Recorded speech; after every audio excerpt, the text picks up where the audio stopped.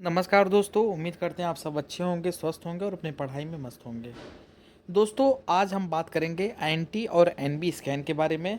पिछले लेक्चर में हम लोगों ने डिस्कस किया कि यूएसजी क्या होता है, अल्ट्रासोनोग्राफी क्या होता है और किन किन परिस्थितियों में डॉक्टर जो है यूएसजी कराने की सलाह देता है, जिसे हम आमतौर पे बोलचाल की भाषा में अल्ट्रासाउंड का नाम देते हैं। वो वहाँ पे सलाह देता है। तो उसी कड़ी में जैसा कि मैंने आपको बता रहा था कि अल्ट्रासाउंड कैसे कैसे किन किन चीज़ों में किया जाता है, उसी कड़ी में आज हम बताएंगे कि एंटी और एनबी स्कैन क्यों और कब किया जाता है और इसका पर्पज़ क्या होता है। आज उसी पे ये डिटेल वीडियो है, तो वीडियो को आप स्किप मत कीजिएगा। अगर आप पूरी जानकारी चाहते हैं तो वीडियो के लास्ट तक बने रहिएगा। ये वीडियो स्पेशली उन लोगों के लिए भी है जैसे कि जिनके घर में प्रेग्नेंट लेडीज़ हैं या फिर जो कपल्स हैं, ठीक है, या प्रेगनेंसी की प्लानिंग कर रहे हैं, या फिर जो प्रेग्नेंट हैं या फिर उनकी प्रेगनेंसी पीरियड चल रही है, तो उस उनके लिए भी ये वीडियो बहुत इन्फॉर्मेटिव होने वाला है। प्लीज़ इस वीडियो को आप लोग बहुत ध्यान से देखिएगा, ठीक है।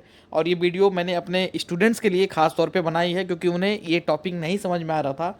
तो मैंने सोचा कि इस पे आपको एक डिटेल जानकारी दी जानी चाहिए और उसको अच्छे से बताना चाहिए। तो एक बार आप वीडियो को ध्यान से देखिएगा। देखिए, जैसे कि ये आप मेरे पास देख रहे हो, ये एक पेशेंट की रिपोर्ट है, ठीक है। और इस पेशेंट की रिपोर्ट में जैसा कि आप सब यहाँ पे देख रहे हो कि ये क्या है कि ये 12 वीक्स का है। मतलब जो फीटस है वो 12 वीक्स का है। और आपको हम बताना चाहेंगे कि जब भी एंटी और एनबी स्कैन जो होता है, ठीक है, ये आपका 12 से 13वें वीक में ही किया जाता है, ठीक है। 12वें से 13वें वीक में ही किया जाता है। और इसका जो पर्पज़ होता है, इसका पर्पज़ ये होता है, मेन पर्पज़ जो होता है कि बच्चे में कोई एबनॉर्मेलिटीज़ तो नहीं है, कोई मतलब ऐसे जन्मजात विकार तो नहीं है जो कि क्रोमोसोमल डिजीज़ से अपीयर हो, ठीक है। जैसे कि होता है ना कि ऐसे बहुत बच्चे होते हैं कि जैसे जिनका चेहरा मंगोले जैसे होता है, या उनमें ट्राइसोमी की कंडीशन आ जाती है जिसमें एक एक्स्ट्रा क्रोमोसोम जुड़ जाता है, जिसमें क्रोमोसोम के नंबर 47 हो जाते हैं। तो उनके पर्पज़ से इस स्कैन को किया जाता है।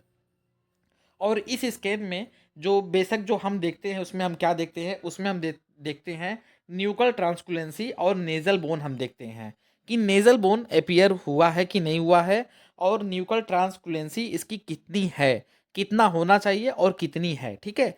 इन दो चीज़ों को हम मेजर करके इसका कंक्लूजन लगाते हैं और इस पे बताते हैं कि ये एक नॉर्मल बेबी है या फिर एक एब नॉर्मल बेबी है। इसके कंडीशन को हम अप्लाई करते हैं और इस पे हम बताते हैं कि ये नॉर्मल बेबी है या फिर एबनॉर्मल बेबी है। जैसा कि इस पेशेंट का आप देख रहे हो कि ये इसका एंटी और एनबी स्कैन है। तो इसमें आप सबसे पहले आप ये देखो कि जो एमनियोटिक जो फ्लूइड है वो नॉर्मल है। और अगर हम इसके एंटी की अगर हम बात करें, जिसका कि नाम ही होता है एंटी और एनबी स्कैन, तो एंटी की अगर हम बात करें यानी कि न्यूक्लियर ट्रांसकुलेंसी की, तो ये आपका 1.5 mm है, 1.5 mm का है। अब ये एंटी क्या होता है, तो देखो एंटी क्या होता है कि जो बच्चा जो होता है ना, जब माँ के पेट में जब बच्चा होता है, तो उसके जो गर्दन के पीछे वाला जो हिस्सा होता है, ठीक है, यानी कि जो उसका जो पीछे का हिस्सा होता है गर्दन के पास का, वहीं पे हम न्यूक्लियर ट्रांसकुलेंसी चेक करते हैं। और ये क्या होता है, ये एक गाढ़ा लिक्विड जैसा एक उत्तक टाइप में होता है, ब्लैकिश कलर का, जो वहाँ पे अपीयर होता है। इसकी जब अपीयरेंस होती है तो उसी से हम अंदाज़ा लगाते हैं कि बच्चे में कोई एबनॉर्मेलिटीज़ तो नहीं है। अगर एबनॉर्मल बच्चा होगा तो यही जो न्यूक्लियर ट्रांसकुलेंसी आप देख रहे हो, ये न्यूक्लियर ट्रांसकुलेंसी ये ज़्यादा होगा, ठीक है। तो अभी ये जो बच्चा है ये नॉर्मल है। इसके पीछे कंडीशन ये है कि जो न्यूक्लियर जो ट्रांसकुलेंसी की जो रेंज होती है वो आपकी होती है लगभग में 3.5 mm, यानी कि 0.5 से लगाए 3.5 mm के आसपास होती है। अगर इससे अगर ज़्यादा जा रहा है, अगर इससे ज़्यादा जा रहा है, तो समझ जाओ कि बच्चे में एबनॉर्मेलिटीज़ है। और उस एबनॉर्मेलिटीज़ में जैसे डाउन सिंड्रोम हो गया, पटाउ सिंड्रोम हो गया, एडवर्ड सिंड्रोम हो गया, यानी कि कुछ क्रोमोसोमल डिजीज़ होने का खतरा उस बच्चे को ज़्यादा है। तो इसकी जो रेंज होती है वो होती है 3.5 mm तक होती है। और अभी ये जो हमें रेंज दिख रहा है ये एकदम नॉर्मल है, 1.5 mm है। यानी 3.5 mm तक अगर कोई बच्चे का एंटी है, न्यूक्लियर ट्रांसकुलेंसी है, तो उसको हम एज ए नॉर्मल बेबी कहेंगे। 3.5 मतलब ये एक अपर लिमिट होती है, 3.5 mm भी नहीं होनी चाहिए। जनरली अगर एक हेल्दी और एक अच्छा बच्चा है तो उसका जो एंटी होना चाहिए वो आपका 2.8 से ज़्यादा नहीं होना चाहिए। मतलब इसका रेफरेंस जो रेशियो हम लेते हैं वो 3.5 लेते हैं। तो ये जो मैं वैल्यू जो यहाँ बता रहा हूँ ये एक्चुअल वैल्यू ये होनी चाहिए। ये वैल्यू क्या होती है, ये वैल्यू ये दर्शाती है कि बच्चे में कोई विकार आ सकता है, कोई प्रॉब्लम आ सकती है। ठीक है, तो आप ये आई होप ये बात समझ गए होंगे। और अगर 2.8 के नीचे है तो और बेस्ट है। किसी का 2 mm है, किसी का 1.9 mm है, किसी का 1.6 mm है, तो वो एकदम नॉर्मल हम उसको कहेंगे, एकदम एब्सोल्युटली उसको नॉर्मल बोलेंगे। ठीक है। अब दूसरा जो उसमें हम देखते हैं नेजल बोन एपियर है कि नहीं। अगर नेजल बोन अगर एपियर नहीं होती है, अगर नाक नहीं बना होता है, ठीक है, नाक की हड्डी नहीं बनी होती है, तभी भी ये क्रोमोसोमल डिजीज या क्रोमोसोमल डिसऑर्डर में ये बच्चा वहाँ पे आएगा। अगर बच्चे का अगर ठीक है, तो अगर नेजल बोन नहीं बना है तो इसका मतलब कि बच्चे में भी तब ट्राइसोमी की कोई ना कोई कंडीशन एपियर जरूर है। ठीक है, तो आप आई होप ये समझ गए होंगे कि न्यूक्ल ट्रांसकुलेंसी क्या होता है और नेजल बोन क्या होता है। और इसी पूरे स्कैन को हम बोलते हैं एंटी एनबी स्कैन। ठीक है, जो कि यूएसजी का सबसे, हम ये कह सकते हैं कि अल्ट्रासोनोग्राफी में एक सबसे मेन किरदार ये निभाता है। और मेन किरदार निभाने का मतलब कि जो स्पेशली जो प्रेग्नेंट जो वुमेन होती हैं उनका यही एंटी एनबी स्कैन जो है डॉक्टर जो होता है, जो तीसरा मंथ होता है उसमें वहाँ पे बोलता है करवाने के लिए कि एक बार एंटी एनबी स्कैन करा लिया जाए। ठीक है, तो ये रिपोर्ट जैसा कि आप देख रहे हो कि इसमें जो हार्ट बीट भी साफ तौर पे दिख रही है कि हार्ट बीट भी नॉर्मल है। और ये आप जो एम्ब्रियो है उसका यहाँ पे आप ये साइज देख सकते हो। यहाँ पे समय बता रहा है कि कितने बिक्स का है, तो ये 12 बिक्स का है। ठीक है, और इस तरह से ये एक पेशेंट का आप कह सकते हो कि एक पेशेंट का पूरा N T N B scan है, जो कि मैं आपको यहाँ पे दिखा रहा हूँ और बता रहा हूँ। ठीक है, अब ये हम बात करते हैं कि एंटी एन बी स्कैन तो अब हम समझ गए। अब एंटी एन बी स्कैन के बाद इसमें कौन कौन से चीज़ें जो होती हैं ये ज़्यादा मतलब ख़तरनाक होती हैं। जैसे कि अगर एंटी आपका 3.5 mm से ज़्यादा है तो ये समझ जाइए कि बच्चे में कोई ना कोई कंडीशन ऐसी ही डेवलप हो रही है जो कि उसके लिए ख़तरनाक है। वो ट्राइसोमी 30 का भी मामला हो सकता है, वो आपका ट्राइसोमी 80 का भी मामला हो सकता है, और वो आपका डाउन सिंड्रोम भी हो सकता है। और ये सारे डिजीज़ जैसा कि अगर आप सब जान रहे होंगे, इसमें मुझे डिटेल नहीं बतानी है, कि इसे हम क्रोमोसोमल डिसऑर्डर बोलते हैं। ठीक है, क्रोमोसोमल डिसऑर्डर बोलते हैं।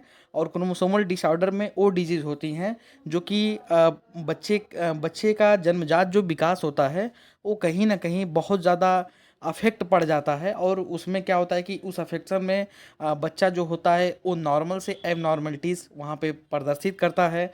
उसके जो क्रोमोसोम्स होते हैं, नंबर ऑफ क्रोमोसोम्स, वो भी वहाँ पे इंक्रीज़ या फिर डिक्रीज़ कर जाते हैं, नंबर ऑफ क्रोमोसोम बढ़ जाते हैं, जिससे वो बच्चा ना तो मेल की कंडीशन में अपीयर हो पाता है, ना तो फीमेल की कंडीशन में अपीयर हो पाता है।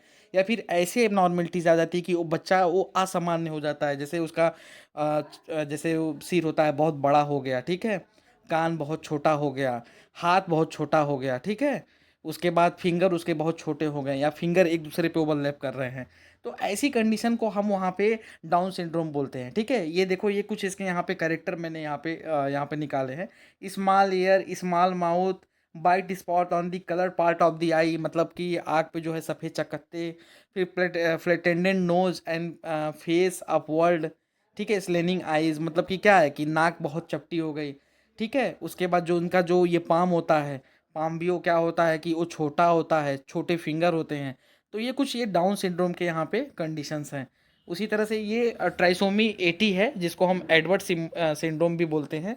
इस कंडीशन में बच्चा जो है वो आपका बहुत वीक बच्चा होता है। जैसे उसकी जो हार्ट और जो लंग्स होते हैं वो बहुत कमज़ोर होते हैं।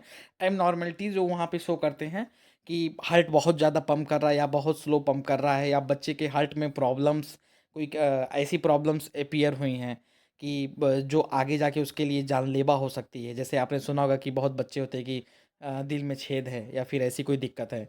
उसके बाद जो उसके जो ईयर्स होते हैं वो भी लो सेट ईयर होते हैं।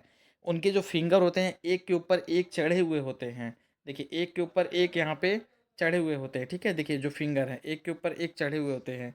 उसके बाद इनका जो साइज होता है वो बहुत स्मॉल होता है। ठीक है, क्लब फिट होता है इनका। तो ये ऐसी कंडीशन को हम ट्राइसोमी 80 बोलते हैं। उसी तरह से ये ट्राइसोमी 30 है जिस पे यहाँ पे जो इनका जो ये कह सकते हैं कि जो जबड़ा होता है वो भी देखिए साइड से कटा हुआ होता है, सर बहुत छोटा होता है, लो से टीयर होता है। तो ऐसे बच्चे क्या होते हैं कि ये लंबे समय तक वहाँ पे सर्वाइबिलिटी नहीं कर पाते हैं ऐसे बच्चे, ठीक है? लंबे समय तक सर्वाइबिलिटी नहीं कर पाते हैं। तो ये पूरा एंटी एनबी स्कैन आपको मैंने समझा दिया। अब क्या होता है कि अगर किसी का एंटी और एनबी स्कैन जो है, वो क्या हुआ कि अगर ख़राब हो जाता है, जैसे कि अगर वो ज़्यादा चल गया, तो इसका मतलब ये हम नहीं कर रहे हैं कि देखो कोई अल्ट्रासोनोग्राफी ये नहीं कहती है कि एंटी एनबी स्कैन 100% राइट होता है, लेकिन 77% एंटी एनबी स्कैन राइट होता है। और यही आपका पहला ये कह सकते हो कि पहला एग्जामिन होता है कि जो हम जो भी बच्चे होते हैं ग्रो करते हैं उनका हम पहला एग्जामिन इसके माध्यम से करते हैं। उसके बाद अगर कहीं हमें संदेह होती है रिपोर्ट पे कि जैसे मैंने बताया कि अगर न्यूक्ल ट्रांसकुलेंसी अगर ज़्यादा जा रही है, इन केस अगर 3.5 ही आ गई या उसके ऊपर आ गई, तो उसमें हम क्या करते हैं कि डबल मार्कर टेस्ट करवाते हैं। और डबल मार्कर टेस्ट भी अगर पॉजिटिव आ जाता है तो फिर उसमें हम ट्रिपल मार्कर टेस्ट करवाते हैं। तो ये कुछ कंडीशंस होती हैं कि जो कि हम प्रेगनेंसी के दौरान इन सारे कंडीशंस को फॉलो अप करते हैं। ठीक है, तो आज के लिए इतना ही। आई होप एंटी और एनबी स्कैन आपको अच्छे से समझ गया होगा और कोई आपको डाउट अब नहीं होगा, ठीक है? और अगर कोई अगर डाउट है तो आप कमेंट बॉक्स में पूछ सकते हैं। कोई भी अगर आपको दिक्कत है, कुछ भी आपको प्रॉब्लम्स है तो आप बेहिचक पूछ सकते हैं, ठीक है? और देखियो मेरा ये है कि आपको हर टॉपिक अच्छे समझ में आ जाए, ठीक है? ईज़िली समझ में आ जाए। पहले क्या था कि वहाँ पे मैं ओरल बता रहा था, आपको बाउंस कर जा रहा था, लेकिन आई होप आपको अच्छे समझ गया होगा, ठीक है? तो आज के लिए इतना ही, बाकी हम और भी अन्य चीज़ों पे डिस्कस करते हैं आगे की वीडियो पे। आज के लिए इतना ही। और अगर आप चैनल पे नए हैं तो चैनल को लाइक और सब्सक्राइब कर लें ताकि इससे रिलेटेड और भी चीज़ें हम आपसे बता सकें। बहुत बहुत धन्यवाद।